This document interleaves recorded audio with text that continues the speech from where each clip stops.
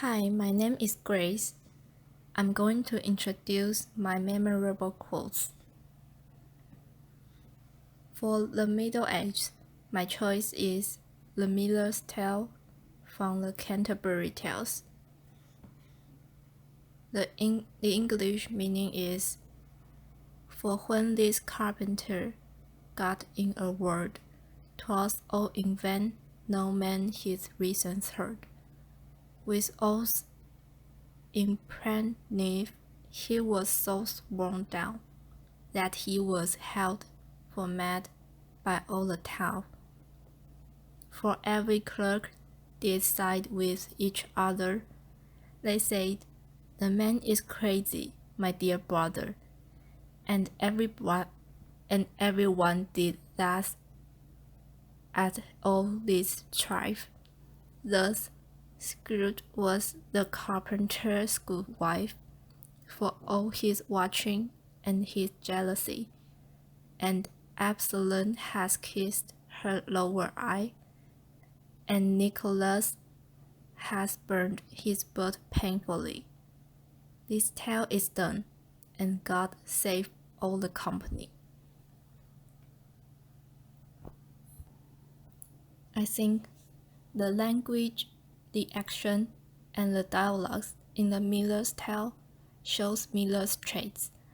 John, who is gullible, believes that the flood is coming. Also, Miller is a man who imagines a young woman who is lustful making love with the other man aside from her husband.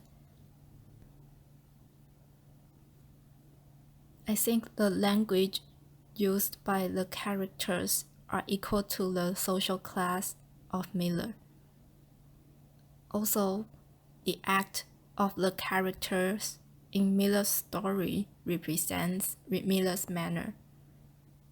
In my opinion, Miller is a symbol of the general trait of his social class in the Middle Ages.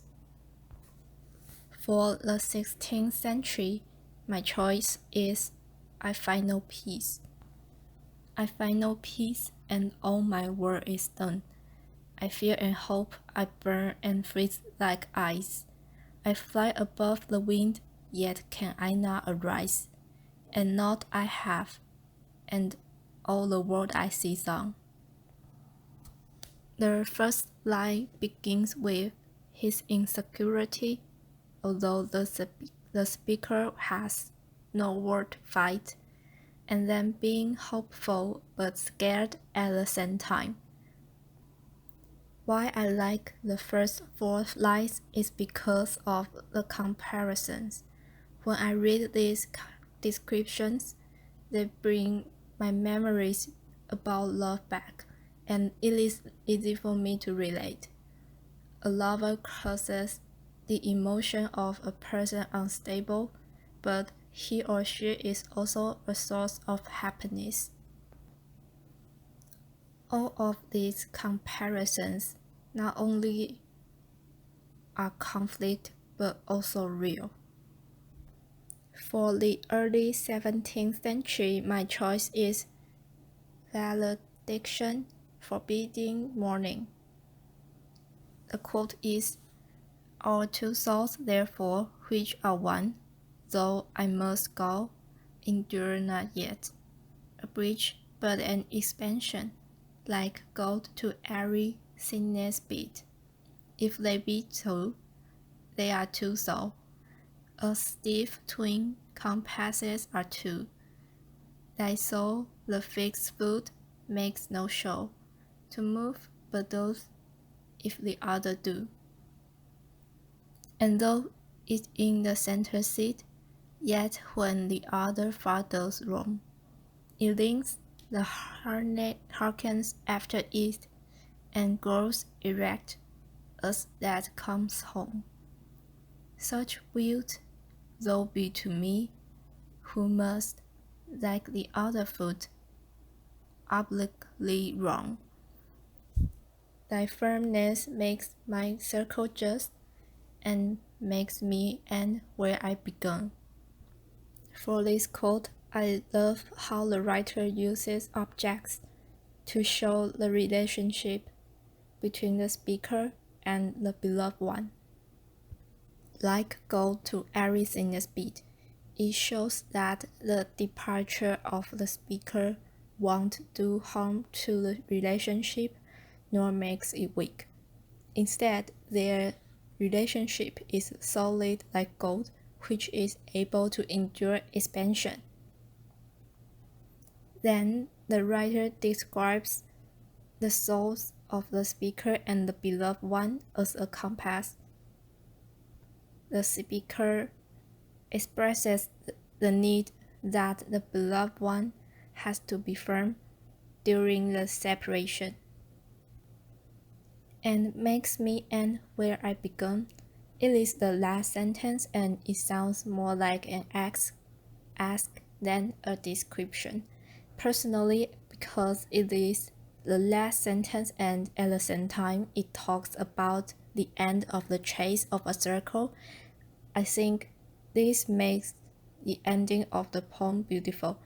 Also, I think symbols like a compass are rare and creative in a poem about romantic relationships.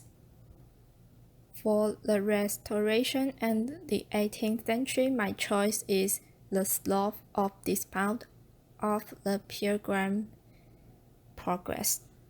My quote is from Wherefore Christian was left to, and this is the reason of the badness of this ground.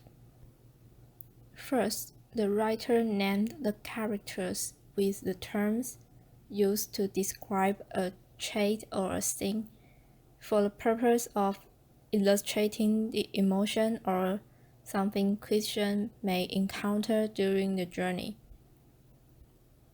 Also, readers may be able to predict the result of an incident in the plot through the name of a character. For example, when Christian may help, readers may make a guess that Christian won't be stuck in the slough of despair for a long time.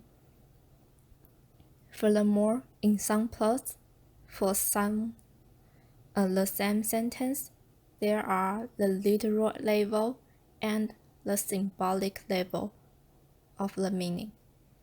According to what Help said, the reason for the name of the swamp is that the soul of the singer is full of fears, doubts, and discouraging apprehensions, and all of them get together. I think it shows that the mind of Christian is filled with negative thoughts.